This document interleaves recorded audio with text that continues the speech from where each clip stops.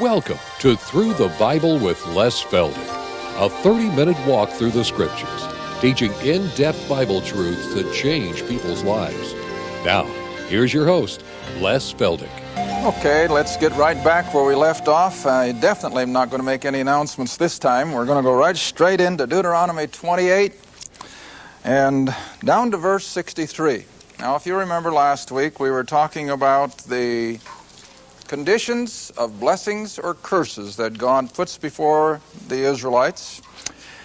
If they would be obedient, He would bless them every which way. But on the other hand, if they would turn their back on Jehovah, if they would become disobedient, then He listed all the curses that would befall the nation of Israel. Now then, if you come down to verse 63 in this same chapter, Deuteronomy 28, God continues to say, "And it shall come to pass that as the Lord or Jehovah rejoiced over you to do you good, to multiply you, so the Lord will rejoice over you to destroy you, and to bring you to naught," or to nothing. "And you shall be plucked from off the land whither thou goest to possess." Now remember, they're still sitting out here on the plains of Moab. They're still out here just east of the Jordan River and just east of Jericho. And these are in the final days of Moses' life. And he is passing this on now to the nation ere they go into Canaan. And then he says, verse 64, "The Lord shall scatter thee among all people." Now as we read this, keep reminding yourself, isn't this exactly what happened? Here this is written almost 1500 BC. And here we are almost 2080, 3,500 years, and it has come to pass to the exact word. All right, read on. "And he shall scatter thee among the people from the one end of the earth even to the other." Now, I don't know how many are acquainted with the author, James Michener, but in the foreword of his book, The Source, that he read or wrote several years ago, as he did the research for the book The Source, which you remember was tracing Jewish families from all the way back, and of course Michener is great on research, no doubt about it. He doesn't even start a book until he actually lives in the area usually. But in that foreword, if I remember correctly, he made the statement that as he researched that book, he found evidence of Jews in every culture around the globe, including, and this surprised me, including the Eskimos. Now that I just, and that's why I remember it so definitively, is because he mentioned it. I'm sure it was in Michener's foreword. But whatever, that's what the book said. They would be scattered from one end of the earth to the other. Now verse 65, "Among these nations thou shalt find no ease, neither shall the sole of thy foot have rest, but the Lord shall give thee there a trembling heart, failing of eyes, and sorrow of mind." Verse 67, can you imagine this? And I'm going to give you a statistic in a little bit that'll bear this out. "In the morning thou shalt say, O would God it were evening. And the evening they'll say, Oh, would God that it were morning." In other words, what were they doing? Oh, they were just wishing their life away. It wasn't worth living, see? All right, now I'd like to show you the other side of the coin again, the better part. Now skip over to chapter 30 here in Deuteronomy. Excuse me, Deuteronomy chapter 30. And again, beginning right there at verse 1. "And it shall come to pass," and I'd like to underline, I got the word "when" underlined. "And it shall come to pass when all these things are come upon thee, the blessings and the curse, which I have set before thee, and thou shalt call them to mind," from where? "Among all the nations, whither the Lord thy God hath driven thee." Now, do you see what God is telling them before it ever happened? Because of their disobedience, because of their unbelief, they are going to end up scattered from one end of the earth to the other. But, he says, when that has finally happened, "Then I shall call them to mind among the nations wherein he hath driven thee, and shall return unto the Lord thy God, and shall obey his voice according to all that I command thee this day, thou and thy children, all thy heart, with all thy soul. Now verse 3, that then. Oh, when Israel has finally gone the whole gamut of all the blessings and all the curses, then God is finally going to remember them. And he said, I will turn thy captivity, have compassion upon thee, and you will return from all the nations whither the Lord thy God hath scattered thee. Now we call this then the Palestinian Covenant. It's still a part of the Abrahamic, but this is a Palestinian covenant, that the nation, or that the area of Palestine, the land of Canaan, is still going to go back to the Jew. If only our politicians could understand this, that regardless of what they may try to do, regardless of how they may try to pacify the other nations of the Middle East, they might as well get it straight that God has mandated that one day the Jew is going to have her land back. Now, you have to know history. We know that after the destruction of the temple by Titus, the Roman general, not only did God permit the temple to be totally destroyed, but he permitted the nation of Israel to be dispersed again. That was an act of God. It was a sovereign act, whereby he scattered them into every nation of the world as we have seen them up until our own time. But in our own time, what are we seeing? We're seeing God fulfill his word. He's bringing them back, and they're going to have it. There's no one going to drive them into the sea. They're there for good because the book says they are. And so the Lord says that he will bring them back, and we'll be looking more at that when we get into prophecy in another week or two. Now I'd like to have you come on over with me then to Deuteronomy chapter 31. And as I've mentioned now 2 or 3 times, this is in the final 30 days of Moses' leadership. And here we come to the very end. Deuteronomy 31, verse 14. Where the Lord said unto Moses, Behold, thy days approach, that thou must die. You know, I read these things, you know what I try to do? I try to put myself in their shoes. I mean, how would you feel if all of a sudden the Lord could just somehow speak to you and say, well, all right, now, Les, get ready. You've got about 3 more days, and that's it. I'm going to bury you. Well, that was Moses. He was just as human as we are. And this is what God told him. And he's writing it before it happens. And he said, the days approach that thou must die. So call Joshua and present yourselves in the tabernacle of the congregation. Now remember, that's that same tabernacle we had drawn here on the board a few weeks ago, that I may give him a charge. And Moses and Joshua went and presented themselves in the tabernacle of the congregation. And now verse 15, and the Lord. Now remember, whenever this happens, it's because God is putting his stamp of approval on this very event. And so here again appears in the tabernacle the Lord in a pillar of a cloud, the same as it was above the tabernacle through their wilderness journeyings. And the pillar of the cloud stood over the door of the tabernacle. Now, not over the Holy of Holies here, but over the door. And the Lord said unto Moses, Behold, thou shalt sleep with thy fathers. This people, now watch this. This is God telling it before it happened. This people will rise up and go a-whoring. Now, the Bible uses that word quite liberally. And it's not so much, again, the physical as it is the spiritual. Now, I always want to remember that adultery in the physical is that bringing together that which has no business being brought together. Now, in the spiritual realm, then, what are you doing? You're bringing 2 religions together that have no business being together. In this case, it's Judaism or the Mosaic system, and any kind of a pagan system.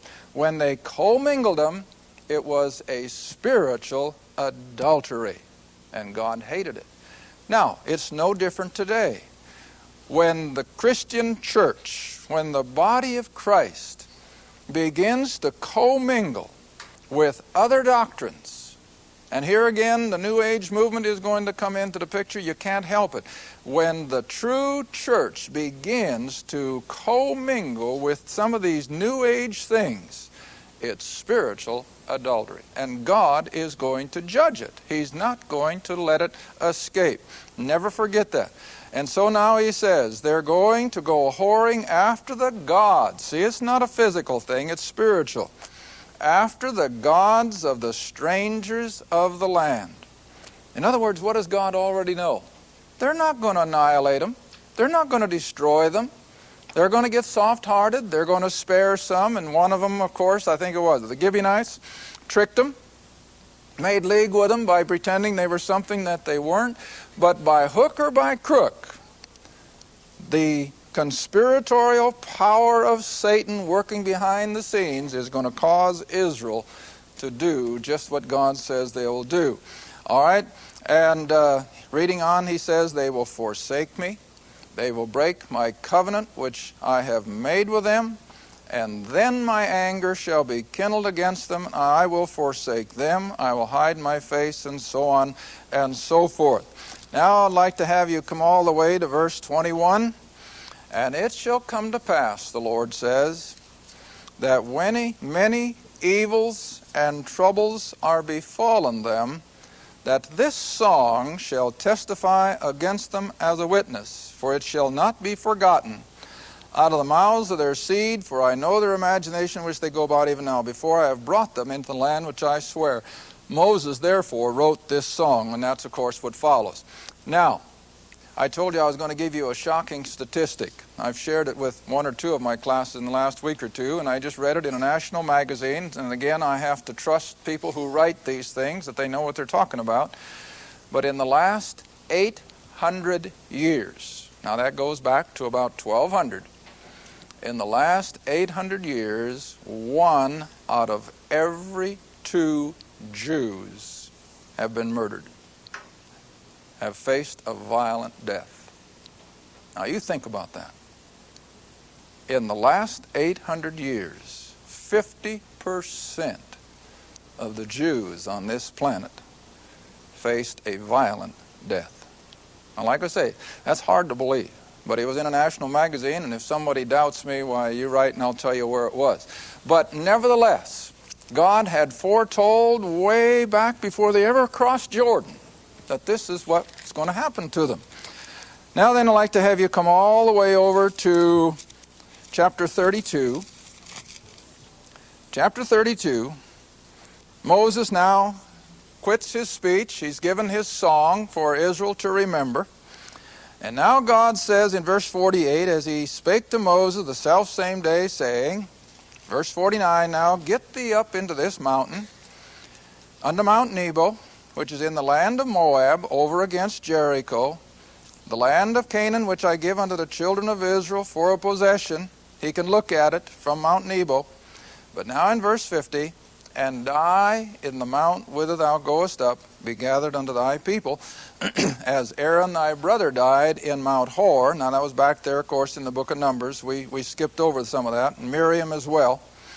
When Aaron thy brother was gathered unto his people, now verse 51, after all that Moses has gone through, why in the world can't he lead them into the promised land? Man, he's not old so far as his activity is concerned. It says his eye wasn't dim. That's more than I can say. And his physical strength hadn't wavered. He still had everything going for him, I suppose, like a 40-year-old. So it wasn't because he was getting decrepit. But what happened? Well, let's read on. Because you trespassed against me among the children of Israel at the waters of Meribah Kadesh, in the wilderness of Zin, because you sanctified me not in the midst or before the children of Israel.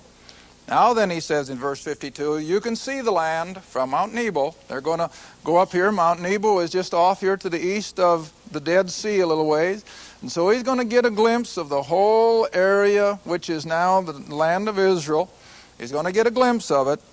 But thou shalt not go thither unto the land which I give to the children of Israel. All right, let's go back and see what happened. Let's go all the way back first to Exodus 17. Exodus 17. Because this has been one of the questions that have come up over the years. Well, why? What was it that kept Moses from going into the promised land? Well, it wasn't a big thing. It certainly wasn't worshiping an idol. It certainly wasn't being part of the golden calf or having any immoral activity. But it went deeper than that. Exodus 17. Now, in this chapter, of course, they have just come out of Egypt. They're out there in the desert, all those multitude of people and all their flocks, and no water. No water. And they begin to murmur and complain. You remember the story. Now, verse 5. The Lord said unto Moses, Go on before the people, and take with thee of the elders of Israel and thy rod, wherewith thou smotest the river. Remember when he had the Nile turned to blood. Take that shepherd's rod, take it in thy hand, and go. Verse 6. Behold, I will stand before thee upon the rock in Horeb, and thou shalt smite the rock with his rod. In other words, he was to strike it one time. And out of the rock there shall come water, that the people may drink. And Moses did so in the sight of the elders of Israel.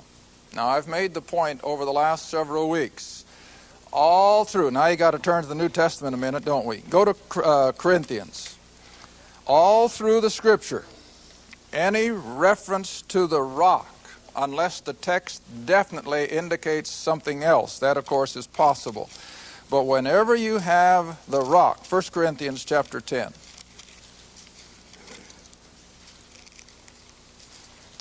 1 Corinthians chapter 10. Verse 1. Where Paul writes, Moreover, brethren, I would not that you should be ignorant how that all our fathers were under the cloud and all passed through the sea. So what's he referring to? Going through the Red Sea, the Exodus.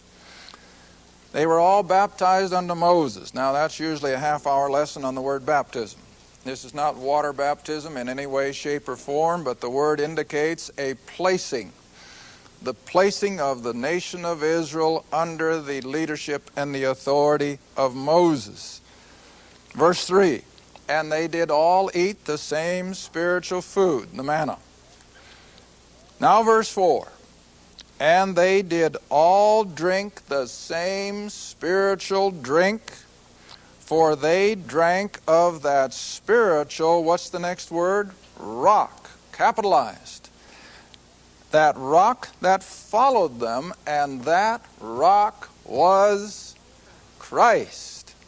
Now, when Moses took that shepherd's rod and smote the rock, who was he smiting? Christ. Absolutely he was. Because, you see, it's the smitten Christ. Now, I have to look. No, I hadn't better. I might not find it. A verse just comes to mind. It's in Isaiah. I think it's chapter 53.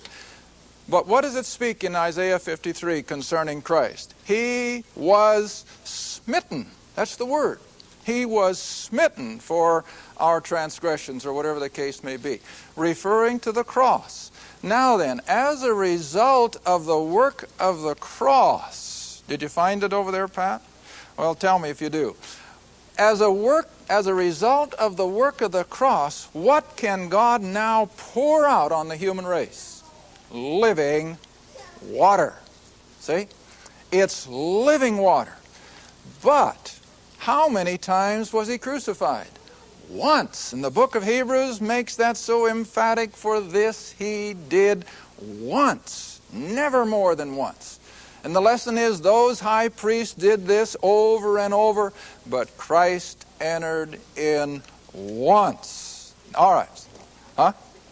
Okay, somebody found it. It's in Isaiah. I thought it was chapter 53. Isaiah 53.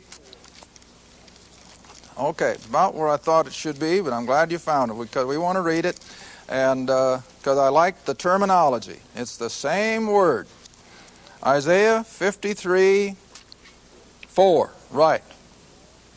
Isaiah 53:4. Now this whole chapter 53, of course, is a prophetic statement concerning the work of the cross. Now I always have to qualify it.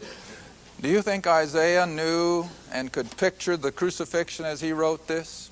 No way. Now a lot of people like to say that he did, or that the Old Testament believers saw the cross out there in the future. No, they didn't. But God had Isaiah write this so that after the fact we could go back to it, and especially for benefit of the Jew, even today, the best place to start is Isaiah 53, and show to him that out of his Old Testament, God had the work of the cross in mind all the time. All right, verse 4, surely he hath borne our griefs and carried our sorrows, yet we did esteem him stricken, smitten of God, and afflicted when he was crucified. All right, so now if you'll come back to Exodus just a second, chapter 17 again. So he says, smite the rock, and out of it will come water, not only for all those millions of people, but for all their livestock. In fact, as we pointed out, you see, it wasn't shortly after that with that river of water coming out of that rock. Even old Amalek come and tried to make war over that water. All right, now then let's go to the thing that brought Moses down and kept him from going in. We'll have to go to Numbers chapter 20. Numbers chapter 20. Now, of course, this is many years after they're coming out of Egypt, and they're in their 40 years wilderness journeys. And, of course, they're down in that area of the Sinai, which is just that. It's wilderness, and it's a lot of desert. Sometimes in the rainy season they may have the wadis full of water, but usually it was dry, and they had to depend on wells. But at this particular instance, there was no water. No water. Now again, with all that livestock, everything was crying and bellowing and bleating for a drink of water. And verse 2 of chapter 20, and there was no water for the congregation. And they gathered themselves together against Moses and against Aaron, and the people chode, or began to complain with Moses, saying, would God that we had died when our brethren died before the Lord. Verse 5, wherefore have you made us to come up out of Egypt, to bring us into this evil place? It is no place of seed or figs or vines or pomegranates, neither is there any water to drink. And Moses and Aaron went from the presence of the assembly to the door of the tabernacle, and they fell upon their faces, and the glory of the Lord appeared on them. And the Lord spake unto Moses, saying, now watch it carefully, take thy rod, gather thou the assembly together, thou and Aaron thy brother, and smite, what? Speak. Underline that. Speak. Speak to the rock before their eyes. And it shall give forth his water, and thou shalt bring forth to them water out of the rock. And again, remember, this rock is Christ. So shalt thou give the congregation and their beasts drink. So Moses took the rod from before the Lord as he commanded him, and Moses and Aaron, verse 10, gathered the congregation together before the rock, and he said unto them, now you can just about hear him, can't you? Hear now, you rebels. What's his attitude? He's angry. He is distraught with his people. And he says, hear now, you rebels. Must we fetch you water out of this rock? What's the pronoun? We. Who's he leaving out? He's leaving God out. He's not saying, now look, God has instructed me to speak to the rock and you're going to have all the water. That's what he should have done. But instead, in his anger and in his wrath, he says, all right, you want Aaron and I to bring you water? Watch us. What does he become? I think he becomes personally arrogant. Now, this is unlike Moses, the most meek man that had ever lived. But here in a moment of weakness, and listen, we can't condemn him. Because, you know, we'd have done the same thing. We would have run out of patience. Long before this, I would have blown my top. I know that.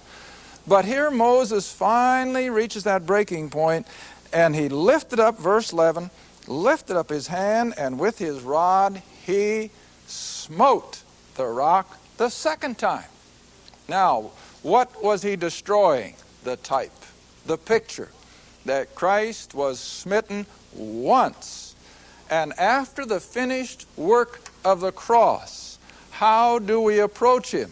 Not with another smiting, but by communicating. We beseech him. We talk to him. We ask him. The word in Romans 10:13 is call upon the name of the Lord, and thou shalt be saved. You see the picture? And Moses destroyed that. And so, verse 12. Moses had no more than done it, and he understood he'd never see the promised land. And look what it says. And the Lord spake unto Moses and Aaron, because you, what's the word? Isn't that amazing? How it always comes down to that same one word, faith. What faltered? His faith. What faltered? His obedience. And isn't it the same with us? Oh, we can be so stalwart, we can be so strong, and yet in a moment of weakness, what fails us? Our faith. Every time a sin besets us, what's the problem? A lack of faith. Because if we know what God has said to us, then we're not going to let these things befall us. But it's a lack of faith. And so he said, because you believed me not to sanctify me. Instead, they did it themselves. In the eyes of the children of Israel, therefore you shall not bring this congregation into the land which I have given unto them.